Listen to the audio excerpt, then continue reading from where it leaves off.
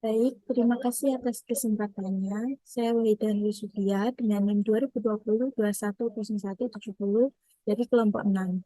Di sini saya akan membawakan materi mengenai analisis dan penyusunan anggaran variabel. Sebelumnya, definisi dari anggaran variabel yaitu anggaran yang berisi perkiraan terperinci dari biaya-biaya yang akan dikeluarkan perusahaan pada berbagai tingkat kegiatan atau yang biasa disebut output.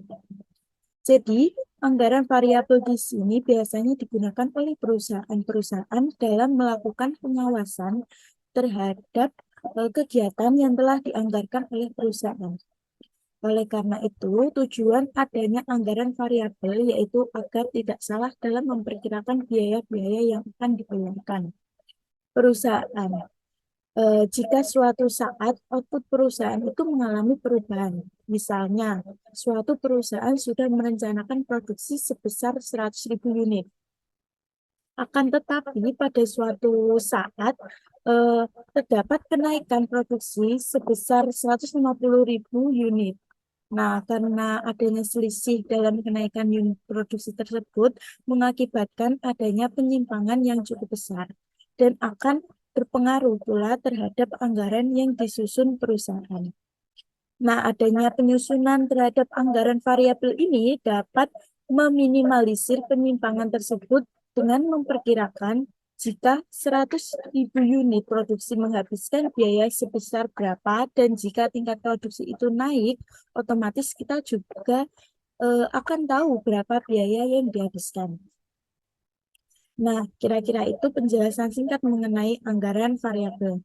Kemudian, untuk memperkirakan biaya-biaya yang akan dikeluarkan oleh perusahaan, kita perlu tahu nih, eh, apa saja jenis biaya yang akan dimasukkan ke dalam anggaran variabel. Nah, di sini jenis-jenis biaya ada tiga, biaya tetap atau fixed cost, lalu ada biaya variabel atau variable cost, dan yang terakhir ada biaya semi variabel. eh, Fixed cost atau biaya tetap merupakan biaya yang nilainya cenderung tetap dalam rentang relevan tertentu.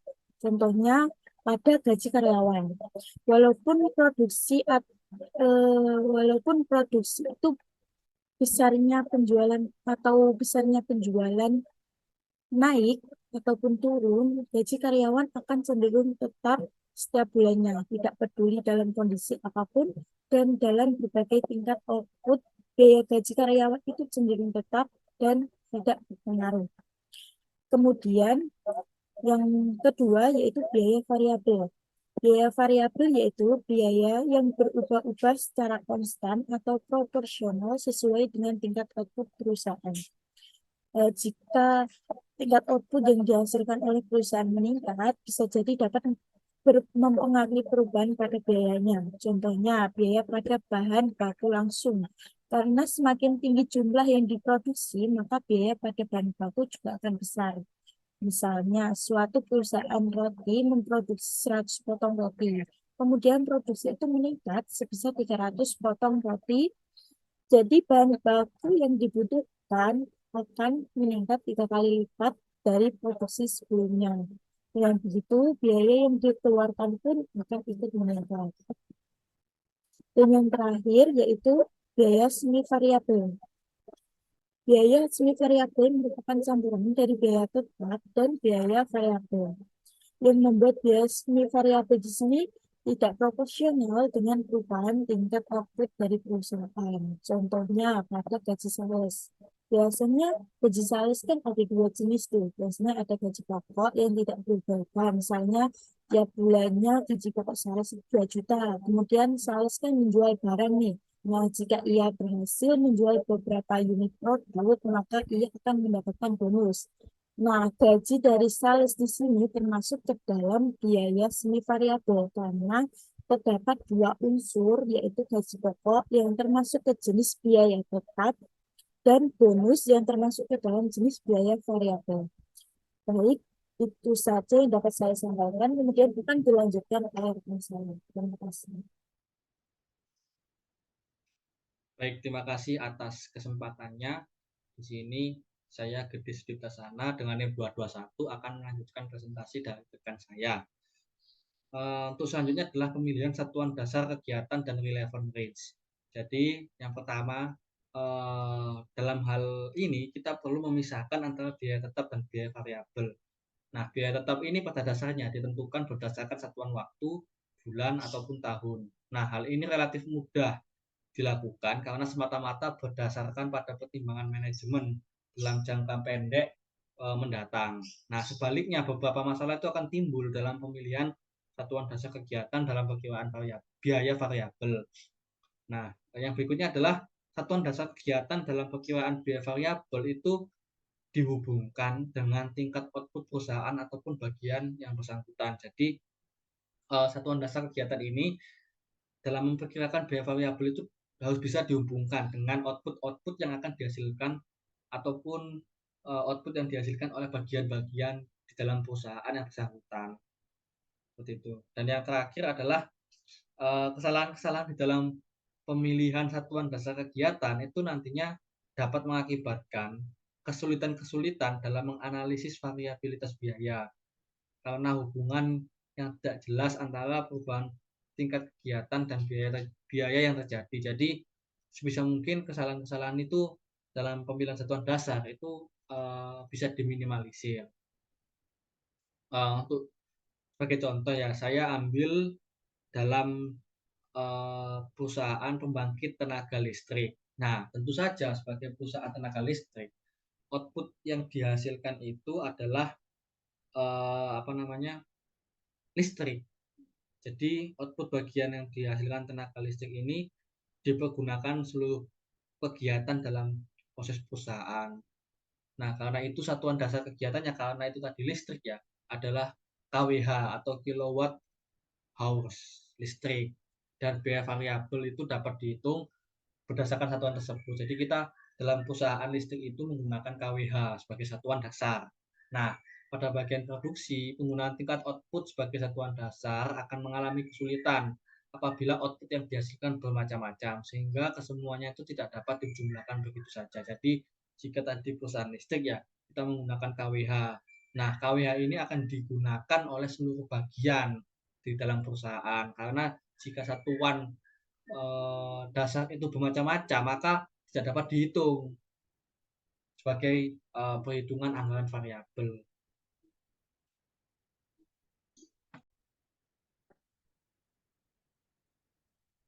Baik, untuk selanjutnya adalah faktor-faktor pertimbangan ya. Jadi sebelum menetapkan satuan dasar kegiatan yang akan dipergunakan pada suatu bagian dalam perusahaan, sebaiknya kita mempertimbangkan beberapa faktor berikut ini.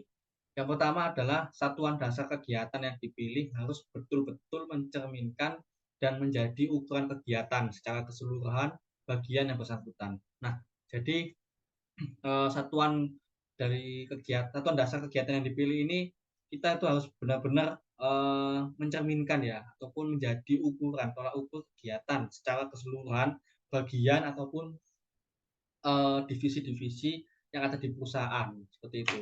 Kemudian yang kedua adalah satuan dasar kegiatan yang dipilih itu harus mampu mengukur perubahan-perubahan tingkat output yang dapat mengakibatkan perubahan-perubahan tingkat biaya. Jadi satuan dasar yang dipilih ini harus bisa untuk mengukur kemungkinan perubahan-perubahan yang terjadi. Jadi perubahan-perubahan yang diukur adalah tingkat output yang dihasilkan. Nah, yang nantinya akan mengakibatkan berubahnya tingkat biaya. Kemudian yang ketiga adalah satuan dasar kegiatan yang dipilih sedapat mungkin hanya dapat dipengaruhi oleh tingkat output sebagai faktor variabel. Jadi satuan dasar kegiatan yang dipilih ini sebisa mungkin ya itu dipengaruhi oleh tingkat outputnya. Nah, tingkat output ini nanti adalah sebagai faktor variabel. Kemudian yang keempat adalah satuan dasar kegiatan yang dipilih itu harus mudah dipahami, mudah dihitung, dan dapat diaplikasikan dengan mudah dalam proses penganggaran. Jadi satuan dasar yang nantinya akan dipilih itu harus bisa dipahami oleh seluruh bagian perusahaan dan juga harus bisa dihitung karena nantinya akan dilakukan penganggaran seperti itu dan juga mudah diaplikasikan ke dalam proses penganggaran. Nah, jika kita sudah melakukan itu nantinya harapannya akan mudah untuk melakukan proses penganggaran seperti itu. Kemudian yang kelima adalah satuan dasar kegiatan yang dipilih itu tidak mendatangkan biaya tambahan dalam penghitungan dan juga penggunaannya. Jadi sebisa mungkin itu untuk meminimalisir biaya-biaya tambahan yang terjadi dalam penghitungan dan juga pada penggunaannya. Baik, sekian dari saya. Terima kasih. Untuk selanjutnya akan dijelaskan oleh rekan saya. Terima kasih. Baik, terima kasih atas kesempatannya. Perkenalkan, nama saya Daniela Zura dengan NIM 2020-10225 akan melanjutkan presentasi dari rekan saya. Nah, di sini saya akan membahas tentang metode-metode dalam perhitungan variabilitas biaya. Nah, metode-metode dalam perhitungan variabilitas biaya ini terbagi menjadi 3. Yang pertama ada metode berdasarkan perkiraan langsung, yang kedua ada metode titik-titik tertinggi dan terendah, dan yang ketiga ada metode korelasi. Next. Nah, di sini saya akan membahas tentang metode berdasarkan perkiraan langsung. Nah, metode ini pada dasarnya itu dapat dipakai pada keadaan tertentu saja, di mana perhitungan unsur-unsur biaya secara kuantitatif tidak dapat dilakukan karena suatu sebab. Nah, metode ini dapat dilaksanakan dalam 2 bentuk. Nah, bentuk yang pertama ini berdasarkan pihak yang terlibat langsung dan bertanggung jawab di dalam proses produksi.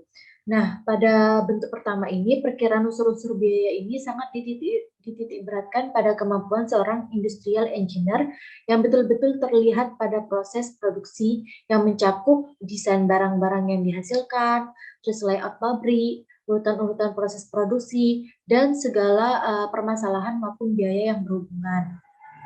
Nah, sedangkan bentuk yang kedua ini berdasarkan pada analisa data historis dan kebijaksanaan manajemen. Pada bentuk kedua ini, perkiraan unsur-unsur biaya ini lebih dititik beratkan pada analisa terhadap data biaya historis, interpretasi kebijaksanaan manajemen, dan evaluasi sifat-sifat dan sebab-sebab timbulnya biaya. Nah, cara ini itu dapat pula dipakai sebagai alat pembanding perkiraan biaya yang menggunakan cara terdahulu. Next. Nah, di sini saya akan menjelaskan tentang beberapa keadaan di mana perkiraan langsung ini dilayani layak untuk digunakan. Nah, yang pertama ini adalah suatu bagian baru saja didirikan, sehingga data historis ini di bagian tersebut tidak tersedia atau tidak memadai. Nah, yang kedua ini dilakukannya kegiatan yang tidak rutin yang dapat menimbulkan biaya yang cukup besar pada perusahaan, umpamanya pengaturan kembali peralatan-peralatan pabrik. Nah, yang ketiga ini mulai dipakainya mesin baru sehingga perusahaan itu bekerja dengan kapasitas baru. Nah, kemungkinan pula itu akibatnya biaya produksi ini berubah juga dan pola biaya historis ini tidak cocok lagi untuk estimasi biaya di masa yang akan datang. Nah, yang keempat ini terjadi perubahan pada metode produksi. Nah, yang mengakibatkan pola biaya itu dapat juga berubah. Nah, yang terakhir ini terjadi perubahan kebijaksanaan manajemen yang mungkin itu dapat mempengaruhi pola biaya. Next. Nah, di sini saya akan menjelaskan tentang metode titik tertinggi dan titik terendah. Nah, metode yang kedua ini itu cenderung lebih bersifat kuantitatif daripada metode yang pertama. Berdasarkan pada perhitungannya, tingkat biaya atau budget ini pada 2 macam tingkat bagian tertentu. Nah, asumsi garis lurus ini dipergunakan dalam perhitungan ini. Nah, komponen biaya ini tetap dan variabel dihitung dengan melakukan interpolasi kedua tingkat biaya dengan dasar asumsi.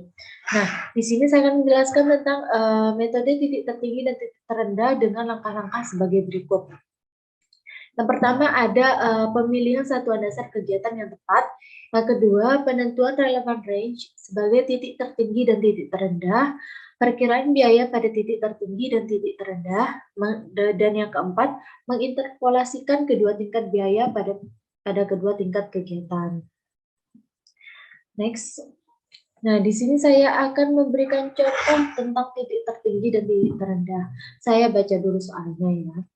Nah, soalnya tenaga kerja tak langsung biaya ini bersifat semi variabel, sehingga mengandung unsur tetap dan variabel. Masing-masing 4 juta per bulan dan 2 juta per satuan output. Nah, satuan output ini dipakai sebagai satuan dasar kegiatan. Relevant range yang dipakai sebagai batas tertinggi dan batas terendah. Berkisar antara 9.000 sampai dengan 12.000 satuan output dengan memakai 9.000 sebagai titik terendah dan 12.000 sebagai titik tertinggi. Nah, unsur tetap dan variabel biaya ini dapat dihitung dengan langkah-langkah sebagai berikut. Bila diperkirakan bahwa pada titik tertinggi biaya tenaga kerja tak langsung sebesar 28 juta dan pada titik terendah itu 22 juta. Nah, di sini saya akan mengerjakan soal yang sudah tertera tadi. Yang pertama itu kita menentukan biaya variabel per satuan kegiatan. Kita membuat tabel dulu. Yang pertama, pada keterangan di sebelah kiri kita tulis pada titik tertinggi dan titik terendah. Dan di sini kita tulis biaya yang dianggarkan dan tingkat kegiatan. Seperti yang kita tahu, biaya pada titik tertinggi di soal tadi adalah sebesar 28 juta dan di titik terendah sebesar 22 juta. Kita tulis biaya pada titik tertinggi sebesar 28 juta dan pada titik terendah sebesar 22 juta. Nah, sekarang tingkat kegiatan. Nah, seperti yang sudah dijelaskan tadi, tingkat kegiatan pada soal terdapat titik terendah sebesar 9.000 dan titik tertingginya sebesar 12.000. Kita tulis pada titik tertinggi tingkat kegiatannya sebesar 12.000 dan pada titik terendah sebesar 9.000. Selanjutnya kita selisihkan antara biaya dan tingkat kegiatan.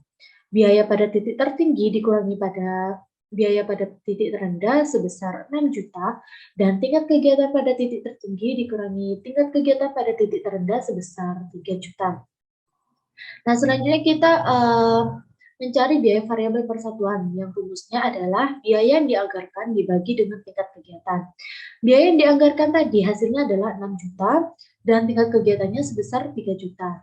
Jadi, biaya variabel persatuan hasilnya adalah 2.000.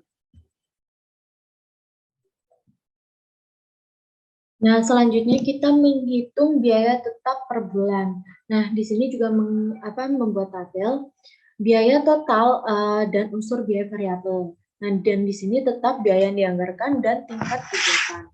Kita kembali ke soal sebelumnya.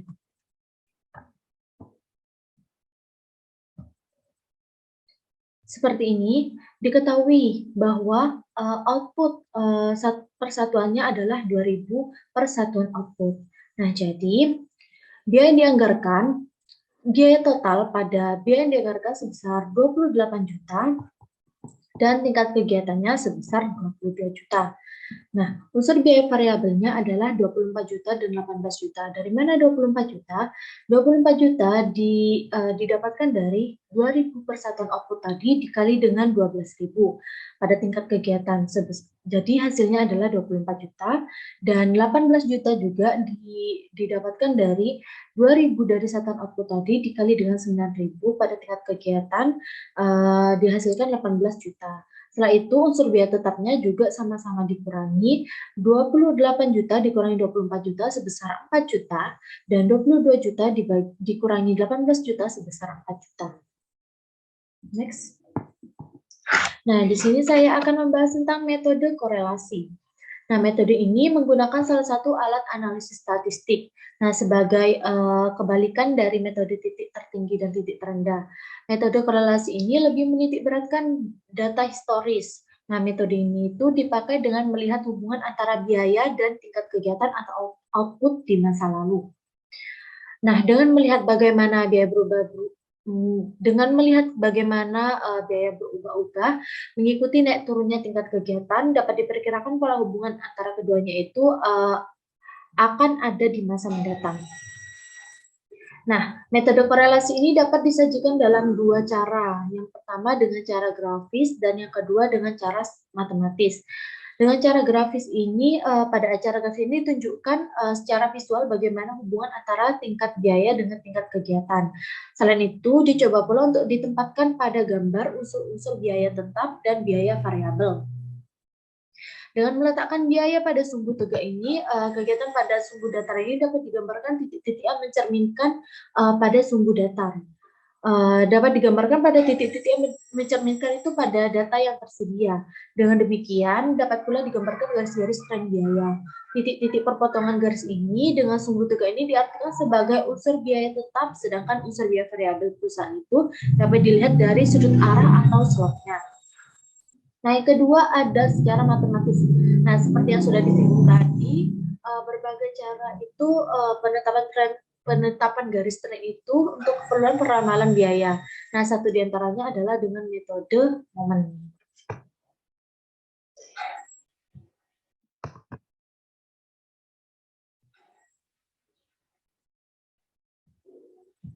Nah, selanjutnya di sini saya akan menjelaskan cara penyusunan. Cara penyusunan anggaran variabel. Nah, yang pertama adalah dengan pendekatan dengan formula, dengan rumusnya yaitu Y sama dengan A plus BX, di mana Y itu total B, A itu biaya tetap, B itu biaya variabel per unit, dan X itu tingkat kegiatan.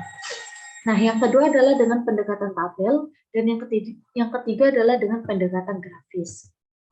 Nah, di sini saya akan membacakan soal terlebih dahulu. Manajemen PT Sayang sedang menyusun anggaran variabel tahun 2021 untuk Departemen Produksi. Departemen tersebut menggunakan sejumlah mesin yang hampir sama atau sejenis. Dasar pembebanan yang dipilih adalah Direct Machine Horse atau DMH. Karena sifat biaya yang berbeda, beberapa pendekatan digunakan dalam penyusunan komponen-komponen biaya tetap dan variabel. Analisis telah diselesaikan dengan hasil berikut. A. Pajak kekayaan tahun ini sebesar 10 juta dan diperkirakan akan ada kenaikan 20% untuk tahun yang akan datang. Yang B, penggunaan bahan baku pada tahun 2021 diperkirakan 25 juta pada volume bulanan 100.000 DMH dan 20 juta pada volume bulanan 80.000 DMH. Yang C, pengeluaran untuk upah pada tahun 2021 diperkirakan sebesar 50 juta pada 100.000 DMH dan 47.500 pada 80.000 DMH.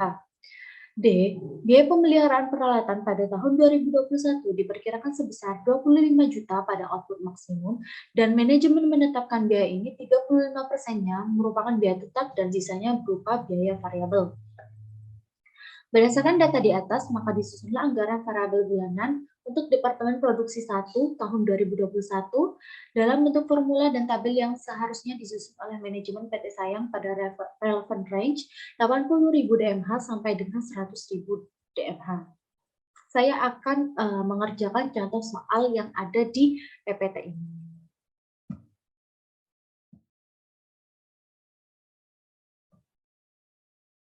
Nah, di sini saya akan mengerjakan contoh soal yang tadi. Nah, di sini soalnya sudah saya salin ke Excel. Nah, sebelumnya saya meringkas poin-poin yang ditanyakan pada poin A sampai poin D. Saya ringkas menjadi begini. Jadi biaya-biaya yang dikeluarkan perusahaan itu, yang pertama itu pajak sebesar 10 juta diperkirakan naik 20%. Bahan baku sebesar 25 juta pada 100.000 DMH dan 20 juta pada 80.000 DMH.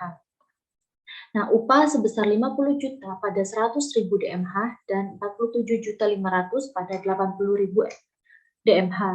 Nah, dan biaya pemeliharaan sebesar 25 juta dan 35%-nya itu berupa biaya tetap dan sisanya merupakan biaya variabel.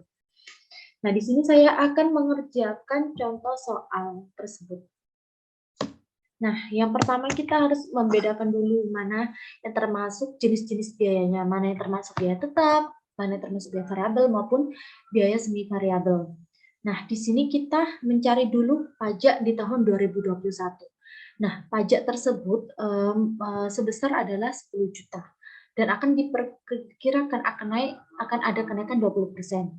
Jadi 120% dikali dengan 10 juta. Hasilnya adalah 12 juta. Karena ini per tahun, kita akan jadikan per bulan terlebih dahulu. Jadi 12 juta dibagi 12 hasilnya adalah 1 juta. Jadi karena ini pajak jadinya termasuk biaya tetap. Jadi A-nya sebesar 1 juta dan B-nya adalah 0, X. Jadi Y-nya sama dengan 1 juta. Jadi dapat disimpulkan bahwa pajak 2021 termasuk biaya tetap atau FC karena yang diketahui adalah A-nya ada sebesar 1 juta.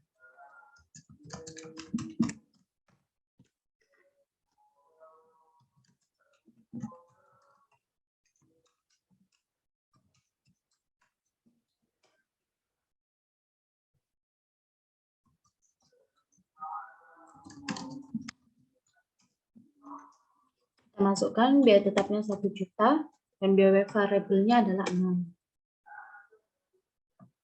Nah, selanjutnya kita menentukan yang kedua. Penggunaan bahan baku pada tahun 2021 diperkirakan 25 juta pada volume bulanan 100 DMH dan 20 juta pada volume bulanan itu 80.000 DMH. Nah, yang pertama-tama itu kita membuat kolom. Mana yang termasuk maksimal dan mana yang termasuk minimal. Seperti yang kita tahu, maksimal itu lebih tinggi daripada yang minimal, kan? Jadi, maksimalnya itu berarti total biayanya berarti yang 25 juta. Seperti yang kita tahu, total biaya 25 juta itu DMH-nya adalah 100.000. Dan yang kedua, minimal adalah 20 juta. Dengan DMH-nya itu adalah 80.000. Kita selisihkan antara maksimal dan minimal.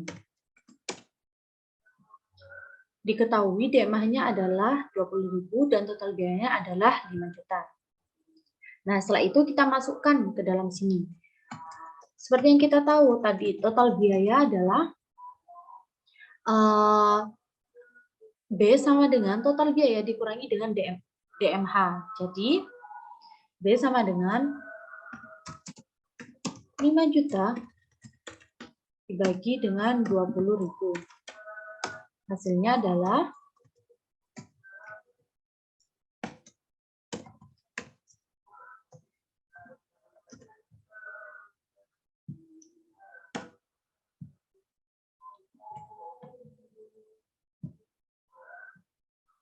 250. Hasilnya adalah 250. Setelah itu kita masukkan ke dalam persamaan. Seperti yang kita tahu, Y sama dengan A plus BX. Y-nya itu adalah total biaya. Nah, kita bisa memilih, kita mau milih yang maksimal ataupun yang minimal, terserah kita. Nah, di sini saya akan memilih yang total biaya yang maksimal, sebesar 25 juta.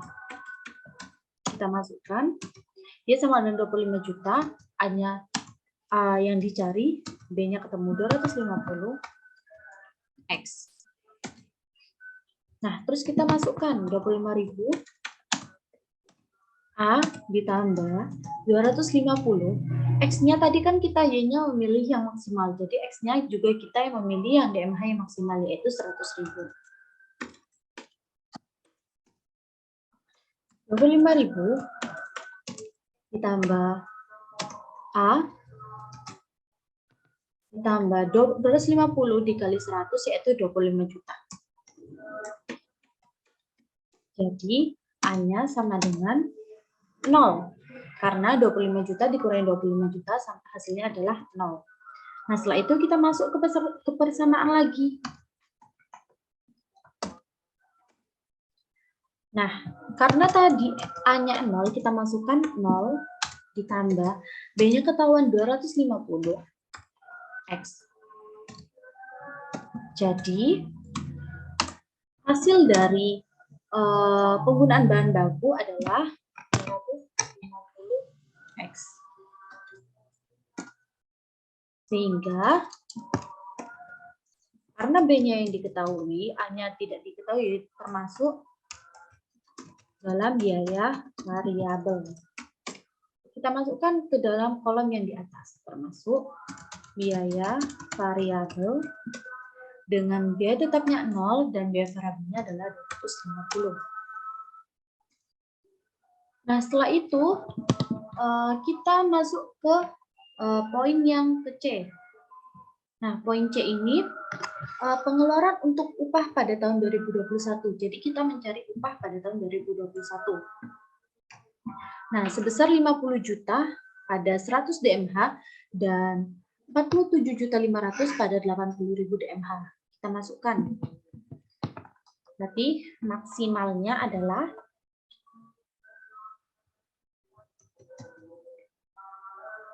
50 juta dan minimalnya adalah 47.500.000.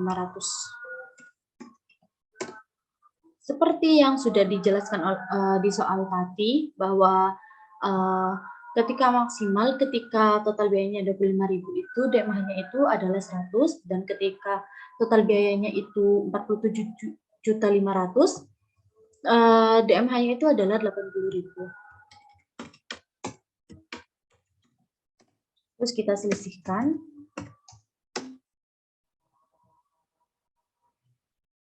Hasilnya adalah sekian. Nah, setelah itu kita masuk lagi seperti rumus yang tadi. B sama dengan 2.500.000 dibagi dengan 20.000. Hasilnya adalah 125. Nah, kita masuk ke persamaan Y sama dengan A plus BX. Dengan Y adalah total biaya. Seperti tadi, kalian bisa memilih antara maksimal maupun minimal. Nah, di sini saya akan mengambil yang maksimal lagi. Jadi, 50 juta sama dengan A yang dicari, B-nya ketahuan 125X. Setelah itu, kita masukkan lagi A ditambah. Karena tadi kita memilih yang 25 juta, jadi X-nya menjadi 100.000.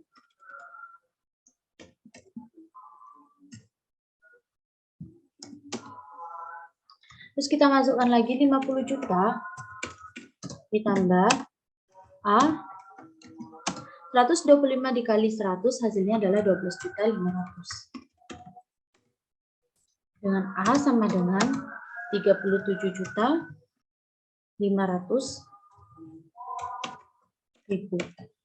Kita masuk lagi ke persamaan ini. Nah, karena A-nya sudah diketahui, kita sesuaikan lagi di persamaan ini. Jadi, A-nya 37.500.000 ditambah B-nya ketahuan 125X. Nah, karena A sama B-nya diketahui, maka ini termasuk biaya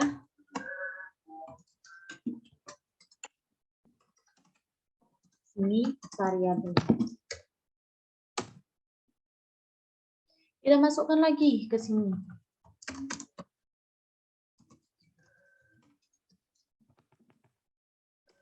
Dengan biaya tetapnya ketahuan 37.500.000.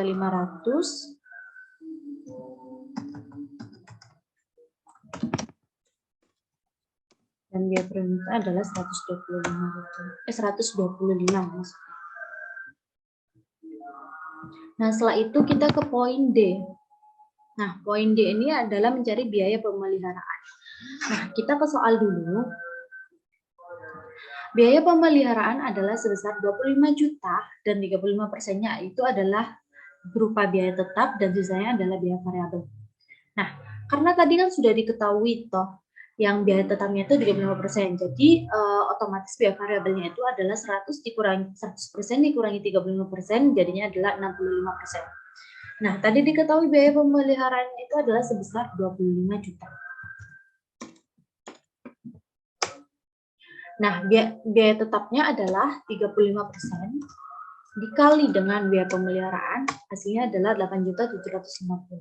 Dan juga biaya variabel 65% dikali dengan biaya pemeliharaan, hasilnya adalah 16.250.000.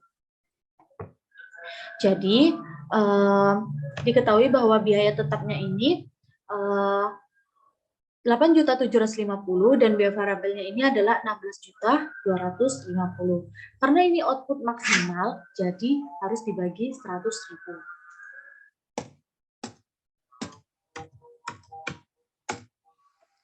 Hasilnya adalah 163. Nah, terus kita masukkan lagi ke persamaan Y A plus BX. Dengan A-nya adalah 8.750 dan B-nya adalah 163X. Ini kita dibulatkan aja ya, jadi 160. Oke.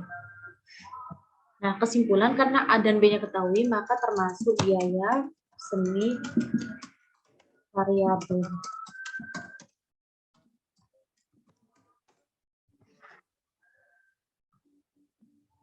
Nah, setelah itu kita masukkan lagi ke tabel yang di atas. Termasuk biaya semi variabel dengan biaya tetapnya 8.750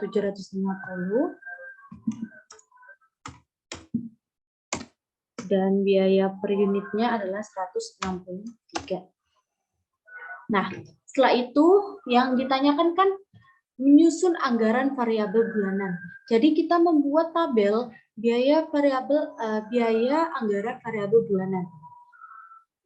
Nah, seperti yang ada di sini diketahui, tadi kan sudah diketahui pajak termasuk biaya apa, bahan baku termasuk biaya apa, upah termasuk biaya apa, pemeliharaan termasuk biaya apa. Jadi kita tinggal copy paste aja yang di sini.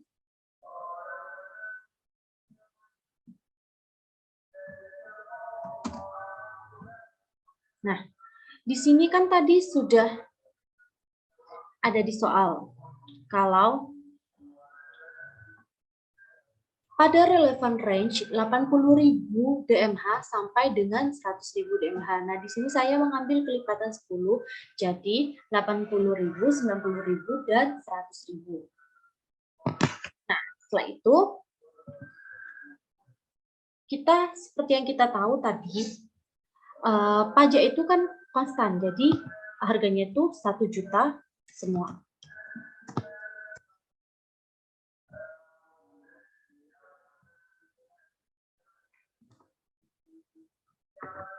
Nah, setelah itu formula dari biaya tetap atau pajaknya itu dia sama dengan 1 juta. Biaya variabel tadi formulanya adalah 250X. 250X.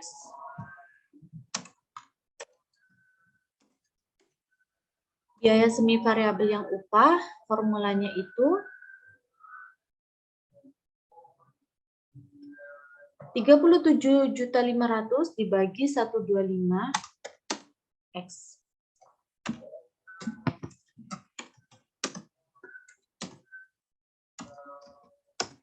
Dan biaya pemeliharaannya itu ya sama dengan, kita copy saja sini. Nah, setelah itu kita mencari rentang relevannya, yaitu 250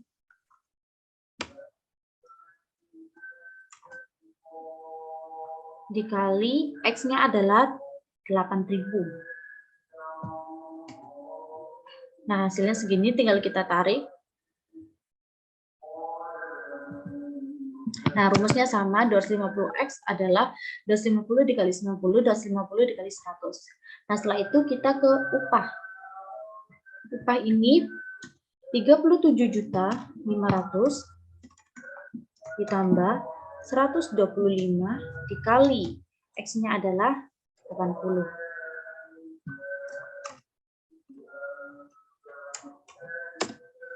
Hasilnya 47.500, kita tinggal tarik, rumusnya juga sama sampai 100. Nah, setelah itu kita mencari yang biaya pemeliharaan. Juga sama, 8750 ditambah 163 dikalikan dengan 80. Hasilnya 21.750,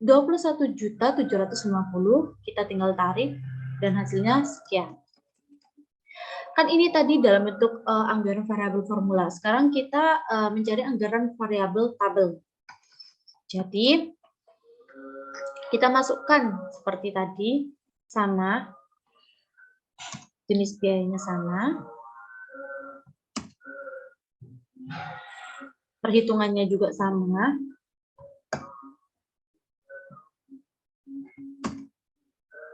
Nah, setelah itu kita bedakan mana yang termasuk biaya tetap, mana yang termasuk biaya variabel. Nah, karena ini yang diketahui A atau biaya tetap, maka biaya tetapnya adalah 1 juta. Biaya variabel per unitnya 0. Di sini karena yang diketahui B, berarti biaya tetapnya 0, biaya variabel per unitnya 250. Upahnya diketahui 37.500.000 dan biaya variabel per unitnya 125. Biaya pemeliharaannya sebesar 8.750 dan biaya variabel per unitnya adalah 163. Nah, berikut adalah anggaran variabel PT Sayang pada tahun 2021. Nah, mungkin sekian penjelasan dari saya. Selanjutnya akan dilanjutkan oleh rekan saya. Terima kasih. Baik, terima kasih atas kesempatannya. Perkenalkan, nama saya Muhammad Dodi Mesa Putra dengan NIM 2020210270. Di sini saya akan melanjutkan presentasi dari rekan saya. Nah, selanjutnya ada bentuk anggaran variabel. Nah, untuk bentuk yang pertama ada bentuk formula. Bentuk formula atau bentuk rumus adalah yang menggunakan cara penyajian anggaran variabel dengan memperhatikan dan memperlihatkan hubungan matematis antara jumlah biaya dengan kapasitas yang dipergunakan. Nah, untuk bentuk umum dari bentuk formula ini ada Y sama dengan jumlah biaya, A sama dengan komponen biaya tetap per periode, B sama dengan komponen biaya variabel per unit, dan X itu adalah unit kegiatan yang dilakukan. Nah, selanjutnya bentuk yang kedua ada bentuk tabel. Bentuk tabel di sini yaitu yang penyajian anggaran variabel. Dengan bentuk tabel ini lebih mudah dibaca dibandingkan dengan kedua bentuk lainnya, bentuk formula maupun bentuk grafik. Nah, setiap biaya yang timbul dalam suatu tingkat kapasitas tertentu akan diperlihatkan jumlahnya. Namun karena semakin banyak tingkat kapasitas yang diperlihatkan, maka akan semakin banyak kolom yang harus disediakan dalam bentuk tabel ini. Sehingga pada umumnya anggaran variabel dalam bentuk tabel akan disajikan dalam kelipatan kapasitas tertentu dari kisaran relevan yang ada. Selanjutnya yang terakhir ada bentuk grafik. Bentuk grafik di sini sesuai dengan namanya, maka anggaran variabel yang satu ini disajikan dengan grafik sesuai dengan data yang ada. Anggaran variabel yang ditampilkan dengan bentuk grafik dipakai sebagai pelengkap kedua bentuk sebelumnya. Dapat digambarkan dalam bentuk grafik secara jelas antara output dengan biaya yang terjadi pada berbagai tingkat output.